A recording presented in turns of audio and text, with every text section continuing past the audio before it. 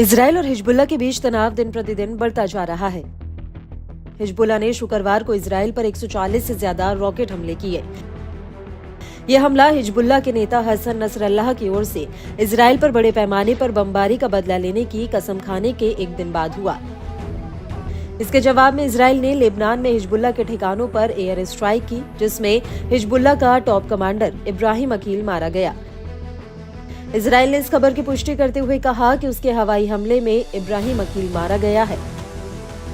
Lebanon में किए गए हमलों की जानकारी देते हुए इजरायली सेना के प्रवक्ता डैनियल हगरी ने कहा कि इजरायल की योजना हिजबुल्लाह के हमले की क्षमता को हमेशा के लिए खत्म करने की है। उन्होंने ये भी कहा कि इब्राहिम अकील के साथ हिजबुल्लाह के कई लड़ाके भी मारे गए हैं। इजरायल अपने नागरिकों की सुरक्षा के लिए प्रतिबद्ध है और उनकी सुरक्षा के लिए कोई भी जरूरी कदम उठाएगा। आईडीएफ के प्रवक्ता रियर एडमिरल डैनियल हगरी ने कहा कि हिजबुल्लाह ने इजरायली नागरिकों पर 8,000 से अधिक रॉकेट, मिसाइल और विस्फोटक यूएवी दागे, जिसमें 60,000 से अधिक इजरायली लोगों को अपने घरों से बाहर निकलने पर मजबूर होना पड़ा। हिजबुल्लाह को आतंकवादी संगठन बताते हुए हगरी ने कहा, हिजबुल्लाह एक अंतर्राष्ट्रीय स्तर पर मान्यता प्राप्त आतंकवादी संगठन है। यह इजरायल, लेबनान, मध्य पूर्व और पूरी दुनिया के लोगों के लिए खतरा है। 8 अक्टूबर से हिजबुल्लाह ने इजरायली नागरिकों पर 8,000 से अधिक रॉकेट, मिसाइल और विस्फोटक यूएवी दागे हैं, जिससे 60,000 से अधिक इजरायली लोगों को अपने घरों से बाहर निकलने पर मजबूर होना पड़ा है। आज ही हिजबुल्लाह ने इजरायल पर 200 से अधिक रॉकेट दागे हैं।